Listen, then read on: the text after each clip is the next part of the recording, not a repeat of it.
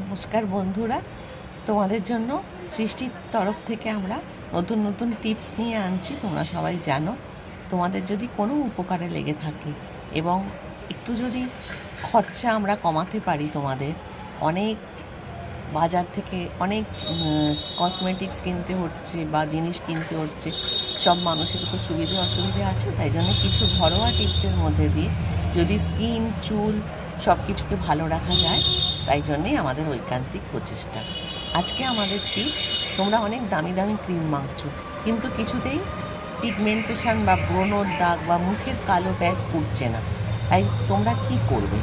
তার জন্যে আমরা তোমাদের একটা ছোট্ট টিপস দিচ্ছি, সেটা তোমরা বাড়িতে করে দেখো। যখন ভাতটা ফুটবে, তার যে ফ্যানের মতো জলটা বেরোবে, সেটা 3 চামচ জল তোমরা একটা স্টিলের বা কাঁচের বাটিতে, কাঁচের হলে বেশি ভালো হয়, 3 চামচ বড় চামচে সেটা তুলে 10 মিনিট রেখে দাও। দেখবে আস্তে আস্তে সেটা ফ্যানের মতো গাঢ় হয়ে যাবে। তারপর তার মধ্যে 1 চামচ কাঁচা দুধ মেশাও, 1 চামচ আমন্ড অয়েল, 2টো ভিটামিন ই ক্যাপসুল এবং 1 চামচ অ্যালোভেরা জেল লাগাও।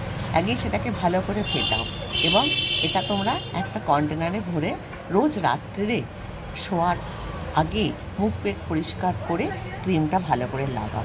কোরিয়ান্ডের মতো গ্লাস ফিনিশ ক্রিম এটা এটা তোমাদের স্কিন যেমন ঝকঝকে করবে, তেমনি আস্তে আস্তে দাগ তোমাদের নির্মূল করে দেবে।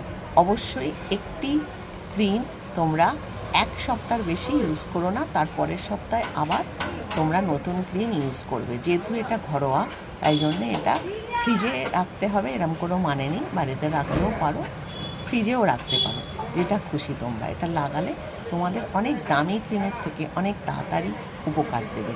তোমাদের নিশ্চয়ই এই টিপসটা ভালো লাগবে এবং উপকার হবে। উপকার হলে অবশ্যই তোমরা আমাকে এটা জানিও। আজকের মতো এইটুকুই।